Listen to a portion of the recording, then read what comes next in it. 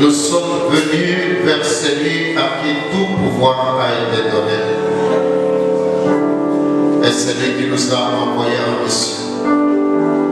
Nous sommes venus vers celui qui fait de cette année une année de grands accomplissements, de grandes réalisations. À cause de tout pouvoir, nous sommes venus dans la présence de celui qui mérite notre adoration, notre louange, nos actions de grâce, et mérite la gloire, l'honneur, la puissance, la sagesse, la richesse, dans le nom puissant de Jésus-Christ. Nous sommes reconnaissants ce matin de nous avoir réunis autour de ta présence, mais aussi autour de ta parole. Ce culte est à toi, c'est à toi que nous le dédions, c'est pour toi que nous sommes là. Nous ne sommes pas là pour nous-mêmes, nous sommes des serviteurs et mieux encore des esclaves. Et notre devoir, notre raison d'être, c'est de réjouir le cœur du Maître. Je te prie maintenant, Seigneur, de bénir ta parole alors que nous voulons la partager ensemble. Bénis-la. Et fais de ces 4 tours une expérience dans notre ministère alors que nous nous levons pour nous répandre, alors que nous nous levons pour aller en mission, alors que nous nous levons pendant ces 3 semaines pour proclamer que toi seul es le maître de la moisson. Nous te sommes reconnaissants. Merci de bénir ta parole, de bénir chacun, de venir au secours de nos limites, au nom de Jésus-Christ. Et nous disons ensemble Amen. Amen. Amen. Alléluia. Je vous salue tous ce matin au nom de Jésus-Christ. Et je bénis le Seigneur pour la présence de chacun de vous. Alléluia. Et particulièrement, nous sommes bénis par la présence du pasteur Joël Lulendo, qui a ramené ce témoignage tout à l'heure. Vous savez, vous vous souvenez de lui, qui nous a apporté une parole de feu ici, il y a quelques temps. Vous vous souvenez? Bon, il a perdu quelques kilos et un peu la belle prestance à cause de sa santé, mais il est debout, que Dieu soit loué. Il est accompagné de sa chère épouse et de leur première fille. Veuillez vous lever, s'il vous plaît, nous voulons vous accueillir. Voilà.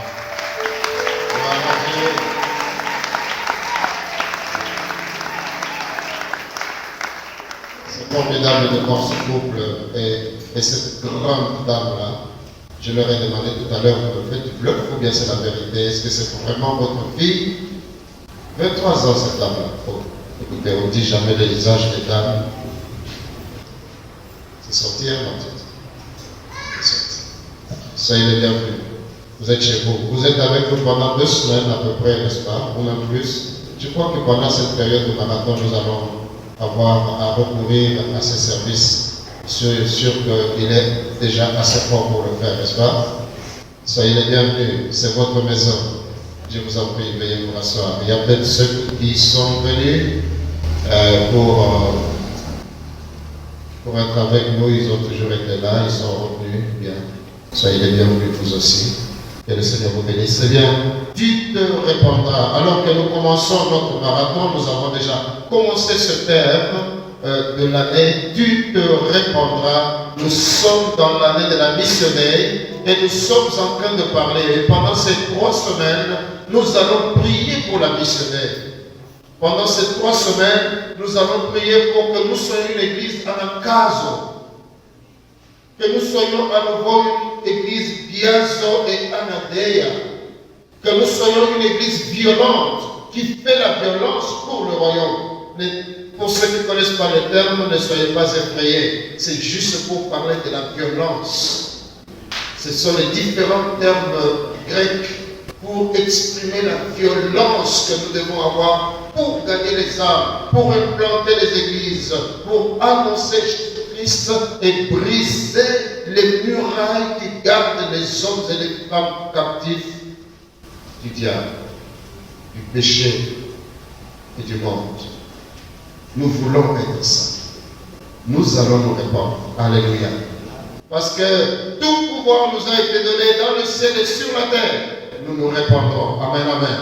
Nous lisons notre texte et nous continuons avec les 4 tout de la missionnaire. Nous lisons notre texte. Nous lirons Matthieu le chapitre 28e, du 16e au 20e verset. Et nous lisons ensemble dans le respect que nous avons pour celui qui nous parle. Matthieu 28.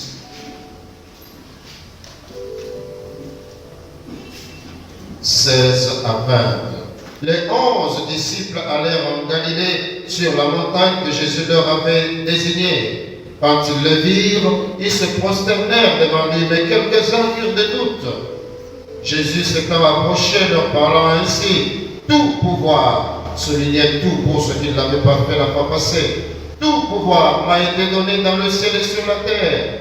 19. Allez et faites de toutes les nations, soulignez toutes. Allez, faites de toutes les nations des disciples, les baptisant au nom du Père, du Fils et du Saint-Esprit. Verset 20. Et enseignez-leur à être observés tout, soulignez tout ce que je vous ai prescrit. Et voici, je suis avec vous tous les jours, soulignez tout.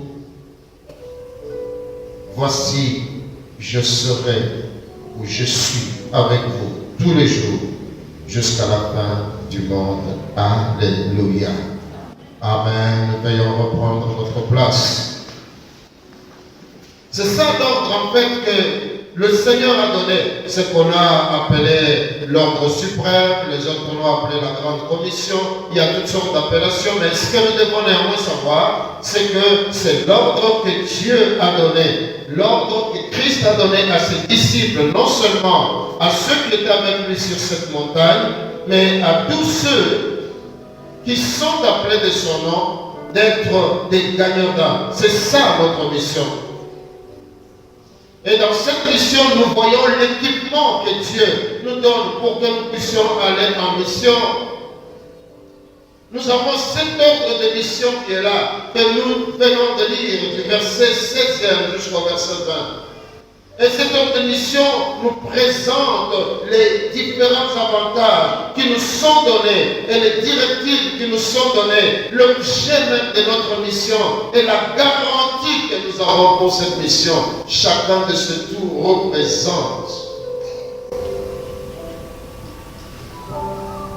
un des aspects de cette mission que Dieu nous a donné. Tout pouvoir, en d'autres termes, Dieu nous équipe. Il commence par là, mais nous en avons déjà parlé, c'est juste un rappel afin que nous puissions entrer dans le vif de notre sujet aujourd'hui. Tout pouvoir m'a été donné. Avant même de leur dire, voilà la mission que vous allez faire, il veut leur dire tout simplement qu'avant même de commencer cette mission, je vous garantis le pouvoir, l'autorité, tout ce que j'ai reçu de mon Père, afin que vous soyez en mesure de réaliser de manière fructueuse la mission que je vais vous confier. Tout pouvoir m'a été donné dans le ciel et sur la terre. Les disciples qui ont connu Jésus sur la terre avec toutes ses limites en tant qu'homme, bien entendu, ils savaient qu'il était pleinement homme et pleinement Dieu. Et en tant qu'homme, il y avait toutes sortes de limites qu'on pouvait voir. Il pouvait avoir faim, il pouvait avoir soif, il pouvait avoir envie de dormir. Il avait, ça c'est l'homme. Et même la faiblesse ultime, il l'a exprimée. Il est mort à la croix comme un homme. Ce n'est pas Dieu qui mourait à la croix. Est-ce que nous sommes ensemble? C'est l'homme Jésus qui mourait à la croix. Tout pouvoir m'a été donné. Et ce pouvoir, il l'a obtenu après avoir accompli l'œuvre de la croix. La Bible déclare qu'il n'a pas regardé son égalité avec Dieu comme une croix arrachée, mais il s'est dépouillé. Il s'est dépouillé de toute sa gloire, de tout ce qui faisait sa beauté. Mais il ne s'est pas dépouillé de sa divinité. Il est resté Dieu. Alléluia. Et la Bible déclare après qu'il se soit dépouillé, qu'il ait donné sa vie, qu'il ait accepté de devenir homme. Le Seigneur est devenu serviteur. Il a appris l'obéissance jusqu'à la mort de la croix. Et la Bible déclare, c'est pourquoi Dieu l'a souverainement élevé. Et il lui a donné le nom qui est au-dessus de tout nom, afin qu'au nom de Jésus-Christ, tout genou fléchisse dans le ciel, sur la terre et sous la terre, et que toute langue, dans les cieux, sur la terre et sous la terre, reconnaissent, confessent que Jésus-Christ est Seigneur à la gloire de Dieu le Père. C'est ce pouvoir-là. Il dit, tout pouvoir m'a été donné dans le ciel et sur la terre, et sous la terre également, parce que toute langue dans les cieux, sur la terre et sous la terre reconnaissent qu'il est Seigneur. Tout pouvoir lui a été donné, toute domination lui a été donnée. Et là, à la croix, il a dépouillé les dominations et les autorités, et il les a livrées publiquement en spectacle, en triomphant d'elle par la croix. Il est en train de démontrer en fait que ce pouvoir qui lui a été donné à lui de la part de son Père, eh bien, il est prêt à le mettre à la disposition de ceux qui vont se lever et partir. Ah, merci. Mes amis, vous avez bien chanté et vous nous avez fait entrer dans l'atmosphère de la mission. C'est pourquoi vous êtes la meilleure chorale du monde. Alléluia. Tout pouvoir, vous pouvez donc y aller avec ce pouvoir. C'est lui qui nous envoie. C'est celui qui a reçu tout le pouvoir. Alléluia. Si nous avons ça, avons-nous de prétextes, des justifications à donner d'un échec quelconque dans la mission parce que nous avons reçu tout pouvoir? C'est une fierté, n'est-ce pas? Et nous sommes rassurés en sachant que nous irons, les âmes seront sauvées, quelle que soit la qualité de cette âme, quelle que soit l'incrédulité des âmes, quel que soit le milieu le plus occulte, le plus fétichiste vers lequel Dieu va nous envoyer. Tout pouvoir lui a été donné. Alléluia. Tout pouvoir lui a été donné. C'est le secret du premier tour. Avant d'aller, vous avez tout le pouvoir. En d'autres termes, il vous garantit que moi-même, je vous donne tout ce que j'ai. Je signe l'ordre de mission. Et toutes les portes vous seront ouvertes. Parce que c'est moi le roi.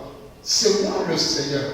C'est moi à qui tout pouvoir a été remis. Alléluia. Et il est ça. Et le deuxième tout, il dit, allez et faites de toutes les nations, c'est-à-dire tous les hommes, toutes les femmes, de toutes les langues, de toutes les nations, de toutes les races, de toutes les tribus, qu'ils soient grands ou petits, qu'ils soient riches ou pauvres, qu'ils soient instruits ou non instruits, qu'ils soient du Congo ou du Rwanda. Je veux insister parce que je connais ce que nous ressentons humainement dans nos cœurs pour ce pays, même si ce pays n'a rien à voir, c'est quelques individus qui sont en train de pouvoir de faire toutes ces choses mauvaises contre notre pays. Même ceux-là, même nos ennemis les plus invétérés, les ennemis les plus durs, ceux qui nous ont fait tant de mal et pour lesquels nous souhaiterions d'ailleurs qu'ils soient maudits, mais nous n'allons jamais maudire personne, n'est-ce pas? Il dit, tout pouvoir a été donné. Allez, faites de toutes les nations mes disciples. Et surtout, veut que chacun de nous, quelle que soit sa religion, il peut être dans l'islam, il peut être kimangiste, il peut être catholique, il peut être même dans l'église de la mort, mais c'est encore un païen qui ne connaît pas Jésus, qui ne l'a jamais rencontré, qui continue à faire juste belle figure de chrétien, mais au fond c'est un véritable païen, une personne pécheresse qui n'a pas rencontré Jésus et qui vit dans la duplicité et dans l'hypocrisie. Vous en avez tellement. La Bible dit, allez et faites de toutes les nations, même s'il connaît toute la Bible de A à Z, nous en avons plein comme ça qui sont des païens encore. En 1985, nous étions dans une grande campagne d'évangélisation, une équipe pour Christ en 85. Et nous sortions avec le campus pour Christ, bien sûr, nous sortions pour évangéliser. Et quelques amis sont entrés dans une famille d'un pasteur. Il y avait le temple dans l'église, son église était là. Il y avait le temple dans la parcelle et l'église était à côté d'une église protestante, je n'ai pas besoin de citer le nom. Ses frères lui ont présenté juste les 4 places spirituelles avec sa famille. Cet homme a reconnu, pasteur, depuis des années, qu'il n'avait jamais entendu ce message et qu'il n'avait jamais donné sa vie à Christ. Et ce jour-là, il a donné sa vie à Jésus. Est-ce que vous comprenez cela? Nous avons des personnes, ce n'est pas pour mépriser quelqu'un, mais c'est pour que nous comprenions que chacun de nous, nous avons un devoir, nous avons une responsabilité de vérifier, de connaître l'identité de celui qui est à côté de nous. Comment est-il? Qui est-il? A-t-il rencontré Jésus? S'il partait aujourd'hui, serait-il sauvé? Qui qu'il soit, même s'il se promène avec la Bible. Ça fait des années, je crois que nous sommes autour des années 90. Au début des années 90, je ne suis pas encore ici. Je suis à Kinshasa. Comme d'habitude, je fais les chauffeurs de ma femme. Nous sommes allés au grand marché. Et là, je n'aime pas descendre avec les dames pour ces choses-là parce qu'elles faut commencer à discuter. Un petit truc qui peut finir très vite, ça va commencer à discuter, les prix, et puis ça descend, c'est de la dit autre chose. Vous pouvez y passer toute une heure. Alors je préfère rester dans la voiture. J'étais assis dans la voiture. Je crois que mon bras était sur la portière de la voiture, la vitre baissée, et j'avais cette attitude. Et j'ai entendu une femme, je pense que je vous ai déjà rendu ce témoignage, mais ça, je ne l'oublierai pas. Ça m'a marqué. J'ai entendu une voix de femme qui dit, papa, on y va soucier de l'égoïe. Vous organisez, il y a ce Zali, ce qu'on il parlait à un prédicateur. Est-ce que vous comprenez? Quand j'ai levé le regard, j'ai vu une femme très ordinaire. À la voir, elle ne mange pas bien. Elle ne s'habille pas bien. Elle avait juste sa bouche, la gomme au pied. Et avec un bain déjà assez délabré. Et elle était en train de me parler. Je l'ai écoutée avec beaucoup de respect. Vous comprenez? J'ai dit une personne. Elle n'a pas tenu compte que moi, je mangeais bien. À me voir, vous pouvez voir que je mangeais bien. Que j'étais dans mon véhicule. Ils pouvaient dire non, ceux-là, ils sont déjà bien. C'est l'habitude que nous avons assez souvent. Nous pensons que ceux qui habitent des grandes maisons, qui ont un bon salaire, qui ont un bon travail, une bonne affaire, ceux-là qui roulent carrosse, ils n'ont pas besoin de l'évangile. Pas besoin de l'évangile. Ce sont les pauvres, il faut qu'on aille vers Kumbi pour aller chercher ceux qui doivent connaître Jésus. Écoutez, il y en a tout autour de nous. C'est pourquoi Jésus dit, allez, faites de toutes les nations, quelle que soit sa religion. Il peut même être un fanatique dans sa religion. Mais parce que vous avez tout pouvoir, et bien ce tout pouvoir peut renverser les forteresses, les obstacles et briser le cœur de l'homme le plus dur. Allez, faites de toutes les nations des disciples, et baptisant au nom du Père, du Fils et du Saint-Esprit.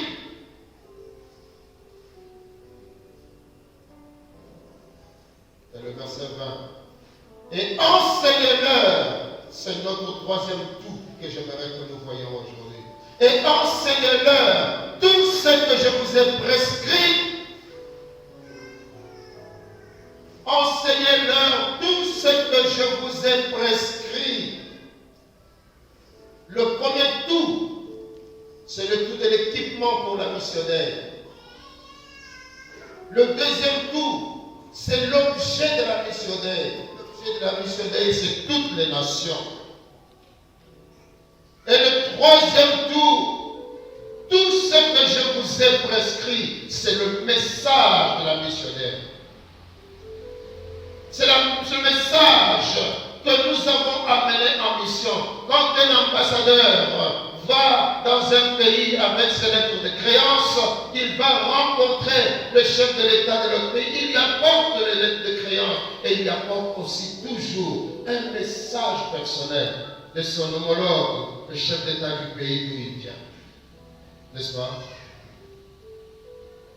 Il ne va pas donner un autre message. Il donnera le message tel qu'il lui a été prescrit par le président de la République qui l'a envoyé ambassadeur dans un autre pays.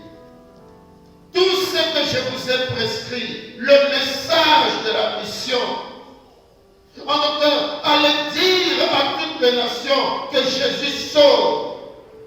Allez dire à toutes les nations qu'il veut vous sauver et qu'il peut vous sauver. Allez dire à toutes les nations qu'il peut vous donner une nouvelle espérance. Allez dire à toutes les nations qu'il peut donner une nouvelle raison à votre existence. Aujourd'hui, regardez comment les gens errent à travers le monde. Ils errent sans objectif, sans but définitif. Nous avons des buts éphémères. Je vais avoir de l'argent, je vais avoir un bon travail, je vais avoir une femme, un mari, je vais avoir des enfants, je vais avoir un véhicule, je vais construire une maison. Ce sont des objectifs, ce ne sont même pas des buts. Ce sont des objectifs. Toutes ces choses-là, nous en avons besoin pour la vie ici. Mais toutes ces choses, parfois, quand on s'assied, ou on va dans un lieu de deuil, qu'on voit cet autre ami qui était un homme nanti, un homme très bien, un homme que tout le monde adulait, que tout le monde aimerait copier, qui lui ressemble, qu'il était bien comme lui. On le voit là couché. Il ne peut plus habiter sa maison. D'ailleurs, il faut le plus vite s'en débarrasser parce que ce corps-là deviendra un fait que personne ne pourra supporter. Celui qui avait une grande chambre, une grande maison, va habiter dans une petite caisse. Dans une petite caisse. Moi, j'étais présent à l'aéroport quand le corps de mon pasteur est venu de l'Afrique du Sud. J'ai regardé cette caisse dans laquelle on lui l'avait mis. Il avait dit lui-même, ne me faites jamais de grands cercueils. Cherchez du bois de coffrage. Faites-moi ça. Parce que ce corps, il est poussière, il doit retourner à la poussière. Et on a respecté ça. Donc c'est vrai, c'était un peu plus beau, mais c'était un bois de coffrage. Est-ce que vous comprenez? Ce grand Jacques Verneau, le jour où on l'enterre, on n'a pas fait des caveaux. Lui-même a dit, pas de caveaux, je veux que mon corps rentre dans la poussière. On a déposé le corps au fond de ce trou et on a jeté la tête dessus. J'étais fasciné, j'étais comme tétanisé, je regardais ça. J'ai dit ça, c'est la plus belle leçon de ma vie de la part de cet homme. Tout passe, mais il y a une chose qui est éternelle, c'est de marcher avec le Seigneur, c'est d'espérer qu'après cette mort, il y a une vie. Et cette vie-là, nous ne pouvons l'avoir par un autre moyen que par la prédication de l'Évangile qui annonce Jésus-Christ.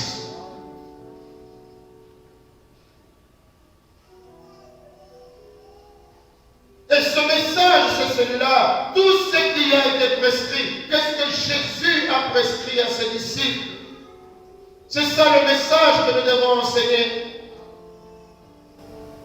Et quand nous voyons cela, ça nous aide déjà à savoir réduire un peu la marge des prédications, la limite des prédications que nous devons apporter pour le salut de l'humanité, pour la croissance des chrétiens et pour l'implantation des églises.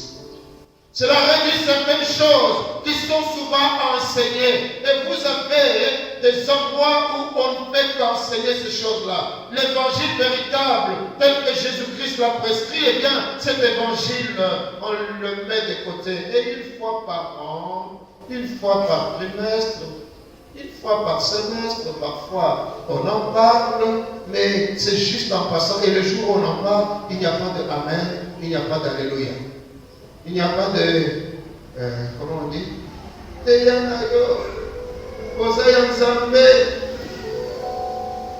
on ne trouve pas, parce que ce sont des choses qui reprennent les consciences.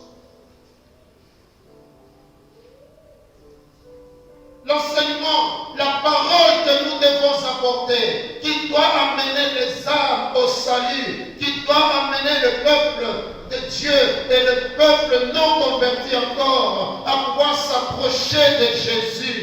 Ce n'est pas un message qui porte sur des questions inutiles, des questions oiseuses, des questions vaines qui ne servent pas à grand chose, plutôt qu'à solliciter, à provoquer des polémiques. Ce n'est pas ça le message. Aujourd'hui, on spécule beaucoup autour de certains dogmes. Quand vous rencontrez une personne dont vous connaissez son identité religieuse, vous commencez à l'attaquer pour lui dire, mais dis, si tu n'arrêtes pas de prier Marie, tu vas aller en enfer. Ce n'est pas ça le message de l'évangile. Est-ce que vous comprenez? Est-ce que vous comprenez? Ce n'est pas ça le message. C'est vrai que ce qu'il dit est vrai. Mais nous devons savoir que le message de l'évangile, ce ne sont pas les choses secondaires. Le message qui amène l'homme au salut, à la délivrance, ce n'est pas ça. N'allez pas discuter sur Noël est vrai ou pas vrai, pour ou contre Noël. Ce n'est pas ça le message. Oh, nous allons commencer à discuter. Oh, mais vous parlez en langue. Les langues, ce n'est pas biblique, c'est diabolique. Ces histoires sont déjà passées. Et vous entrez aussi dans ce débat. Non, écoutez. Pour ceux qui sont en train d'apprendre avec moi, et nous allons apprendre comment évangéliser, comment gagner les âmes, quel est le message que nous devons apporter aux hommes et aux femmes qui ont besoin du salut, eh bien nous n'allons pas perdre le temps sur ces choses. Dès qu'on l'aura suscité, quelqu'un me le dira, je dirai non, écoute, nous allons en parler après. Mais maintenant, parlons de l'amour de Jésus. Alléluia. Parlons de l'amour de Jésus. Pour quelle raison? Parce que si vous dites à quelqu'un, tu fumes, tu vas aller en enfer, il ne comprend pas ça. Tu lui dis, tu bois, tu vas aller en enfer, il ne comprend pas. Pour quelle raison? Qu'est-ce qui nous permet de comprendre? C'est le Saint-Esprit qui vient habiter en nous. Or, si cette personne n'a pas encore Christ dans sa vie, le Saint-Esprit n'est pas là pour éclairer son intelligence obscurcie. Et si vous perdez votre temps pour rien,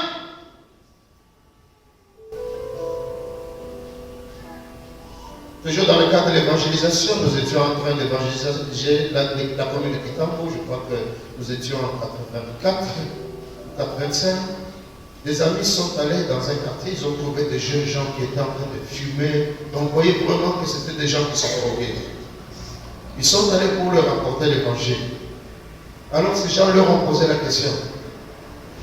Là, nous sommes comme il a est-ce que nous avons vu que c'est tout ça, il est petit. Ces frères ont eu une grande sagesse. Ils leur ont dit, ce n'est pas ça le message que nous vous apportons. Nous venons vous dire seulement que Jésus vous aime et qu'il peut vous sauver.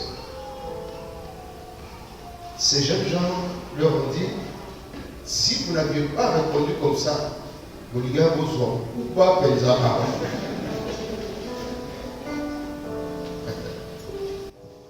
Nous avons un message.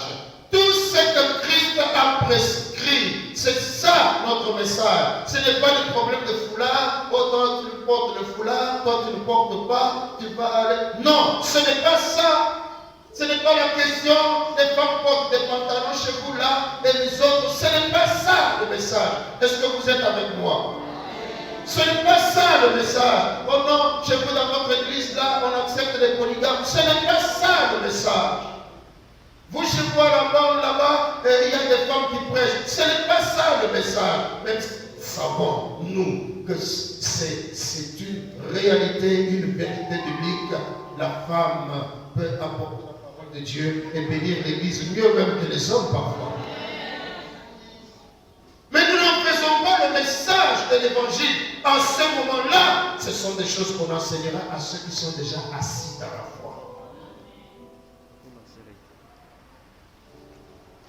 Tout ce qui vous a été prescrit, ce ne sont pas ces choses. Par contre, ce que vous devez enseigner, c'est ce que Christ a prescrit.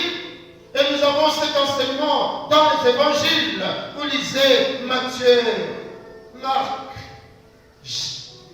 Luc, Jean, vous allez dans les actes des apôtres et vous lisez toutes les épîtres depuis Romains jusqu'à 3 Jean, jusqu'à Jacques, jusqu'à Jude, eh bien à ce moment-là, vous pouvez dire, oui, je connais le message que je dois enseigner. Ce ne sont pas des choses qu'on va lire dans les livres. Il y a plusieurs, malheureusement, qui prennent des livres que les gens ont écrits et ils y trouvent des messages à pouvoir prêcher. Non, écoutez mes amis. Dieu est-il si stérile au point de ne pas fructifier votre intelligence? Vous donnez ce qui est nécessaire pour que vous puissiez prêcher l'évangile. Je voudrais que les prédicateurs qui sont ici soient des lecteurs de la Bible. Et quand vous lisez la Bible, chaque jour, vous avez un message que vous pouvez apporter. Et vous en aurez tellement que même à la fin de votre vie, vous n'aurez pas tout prêché.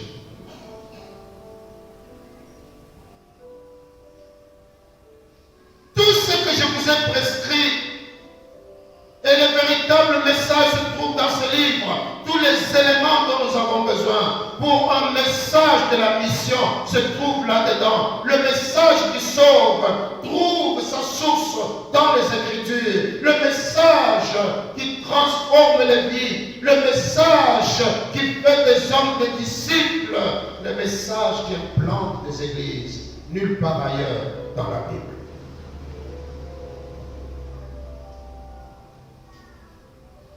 Tout ce que je vous ai prescrit.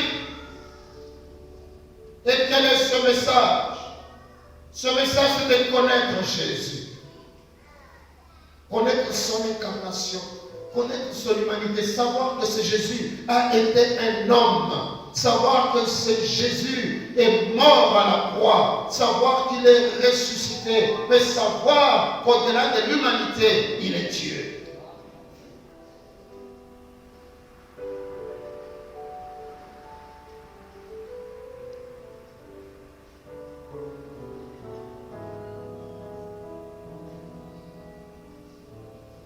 Nous devons savoir que le message qui implante les églises, le message qui sauve, le message qui transforme les vies, le message dont nous avons besoin, c'est le message christocentrique. C'est le message qui est centré sur la personne de Jésus. Le message n'est pas centré sur la personne du pasteur, du prédicateur, du leader, du bishop, de l'archibishop, du prophète, tout ce que vous voulez aujourd'hui. Wow. Qu'est-ce que les hommes aiment les titres? Qu'est-ce que les hommes aiment les titres? Je préfère rester toujours le petit pasteur que je suis. Même si Dieu m'a donné d'autres ministères que je peux exercer, que vous reconnaissez, je suis pasteur. Je suis pasteur. Alléluia. Ce message, c'est de connaître Jésus. Faisons connaître Jésus aux hommes et aux femmes. Faisons connaître son œuvre, que les gens sachent ce qu'il a fait. Faisons connaître son amour. D'ailleurs, c'est le tout premier message que nous apportons au monde. Jésus vous aime. Et c'est juste cette petite phrase peut troubler le cœur, la vie d'une personne. Je me souviens encore de ce témoignage de David Wilkerson qui parlait de la conversion de tout un gang à New York, dont Nicky Cruz était à la tête. Il a dit un jour, il a rencontré Nicky Cruz, il lui a dit, Jésus t'aime. Nicky Cruz l'a frappé. Il l'a frappé. Il saignait. Il a fait sortir son couteau. Il avait un œil en poche. Avec l'œil qui lui restait, il a regardé, il lui a dit, Nicky, même si tu me tues et que tu me coupes en morceaux, chaque morceau de mon corps criera que Jésus t'aime. Il a abandonné, il est rentré chez lui. Il ne pouvait pas dormir. Il se retourne dans le lit, Jésus t'aime. Il va dans la douche, l'eau qui tombe là, de la douche, crie Jésus t'aime. Est-ce que vous comprenez? On frappe à la porte, il sent Jésus t'aime. Il entend Jésus t'aime. Il était tellement troublé qu'il devenait fou. Et Dieu a à nouveau envoyé ce prédicateur vers lui. Et Nicky a donné sa vie à Jésus. Et tous ses amis de ce gang terrible, réputés à à cause juste de ce mot. Il n'est pas allé lui dire tu vis dans l'alcool, tu as tué, tu as des armes avec toi, tu es un homme violent, tu es dans la prostitution avec toutes ces filles qui sont là, qui se droguent avec toi. Ce n'est pas ça le message qu'il lui a apporté. Il lui a dit, c'est le message. Faire connaître l'amour de Dieu, l'amour de Jésus-Christ qui a quitté le ciel. La Bible déclare qu'il n'a pas considéré son égalité avec Dieu comme une proie à arracher, mais il s'est dépouillé. Car Dieu a tant aimé le monde qu'il a donné son Fils, l'amour. Car Christ a tant aimé les hommes qu'il a donné sa vie, l'amour. Faisons connaître l'amour de Dieu. Nous avons été déçus plusieurs fois à cause d'un amour qu'on nous a annoncé, mais qui s'est retourné et qui a créé autant d'amertume, n'est-ce pas? Vous en savez quelque chose. Cet amour égoïste, quand on le déclare, c'est juste pas parce qu'on a besoin, on a un profit à tirer. C'est pas de l'amour.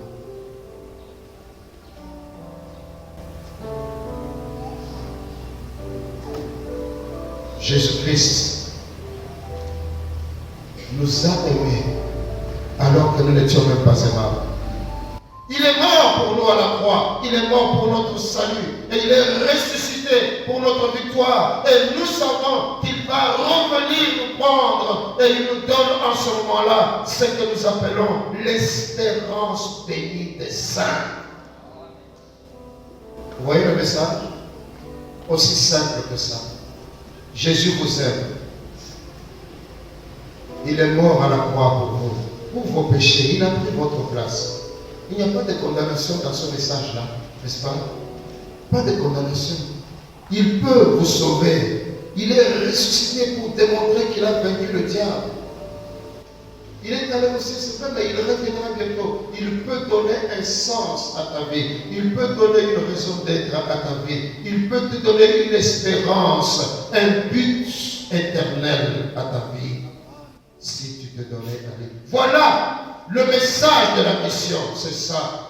Le message qui transforme et amène les hommes et les femmes à une conversion de profondeur. Je ne parle pas de la conversion de surface. On récite ici, Seigneur Jésus, je te donne ma vie et tout cela, mais le cœur n'est pas touché.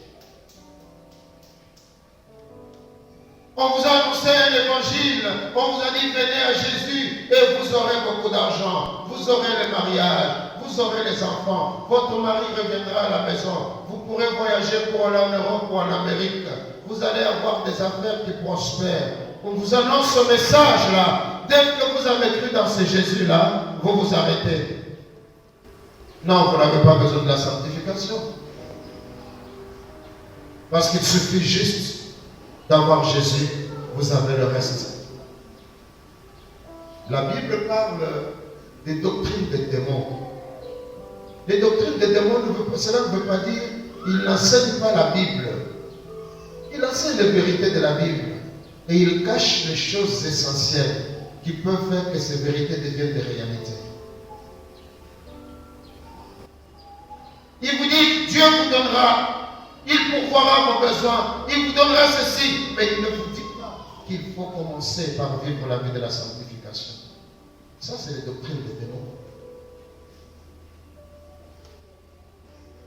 Vous avez écouté tous ces messages. Et après avoir écouté ce message, vous croyez que vous êtes chrétien.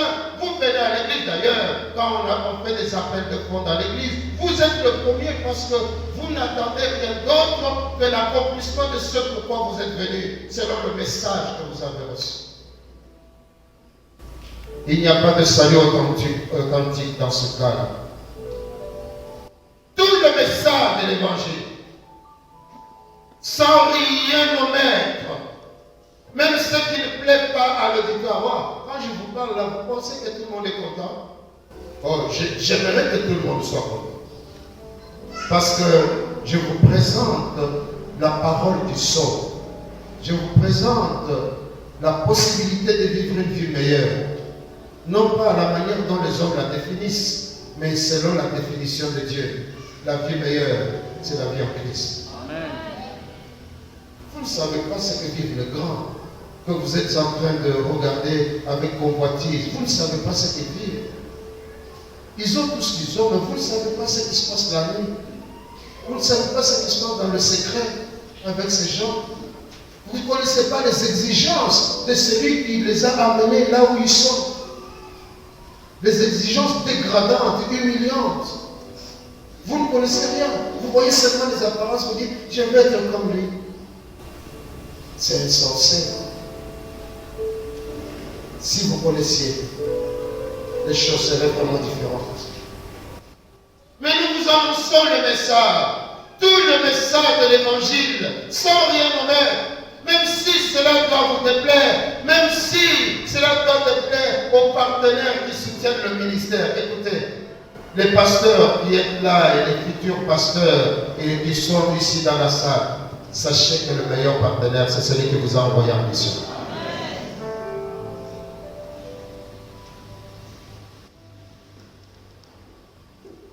Nous avons besoin de savoir cela. La Bible déclare, et c'est l'apôtre Paul qui le dit aux Galates, si je plaisais encore aux hommes, alors maintenant, et c'est aux hommes que je devrais plaire ou à Dieu. Si je plaisais encore aux hommes, je ne serais pas serviteur de Christ. Je ne serai pas serviteur de Christ. Ce message nous amène à la connaissance du Seigneur. Qu'on le veuille ou non, envers et contre tout, proclamer le message. J'aimerais, ça il faut vraiment que vous notiez. J'aimerais vous partager une sagesse et dans la prière, dans la communion avec le Seigneur m'a conduit. Je dis que la qualité de la vie d'un chrétien est déterminée par la qualité de sa conversion. C'est la première pensée dans cette sagesse. La qualité de la vie d'un chrétien est déterminée par la qualité de sa conversion. Deuxième chose, la qualité de la conversion est déterminée par le message, la qualité du message que vous a amené à la conversion.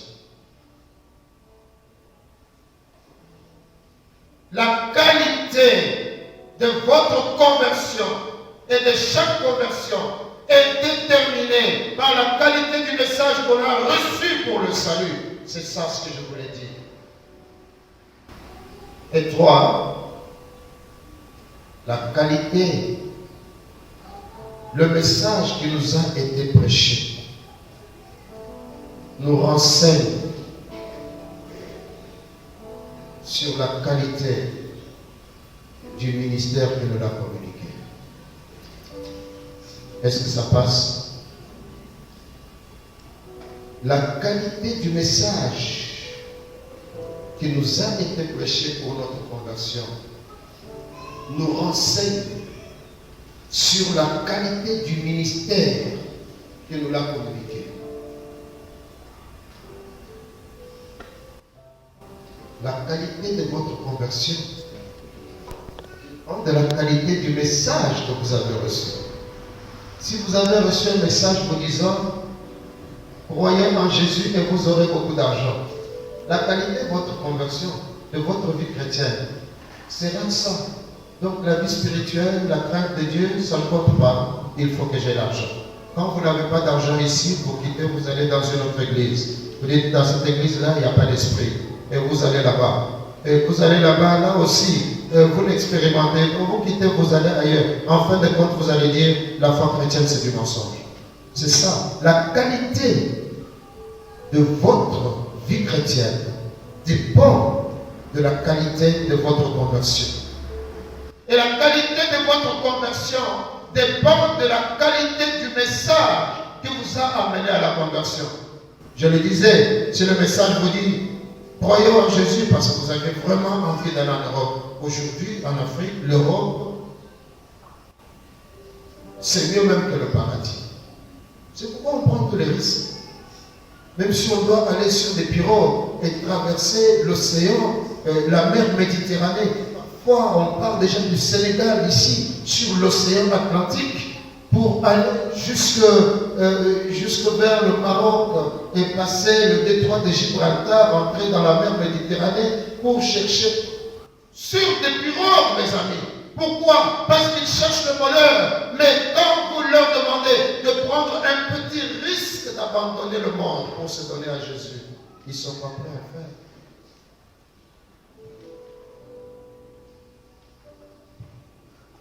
La qualité de votre conversion est déterminée par la qualité du message que vous avez reçu. Mais écoutez, et ça c'est important, la qualité du message que vous avez reçu et qui vous a amené à la conversion peut vous renseigner sur la qualité du ministère qui vous a communiqué ce message. Alors, faites attention avec tous ceux que vous écoutez.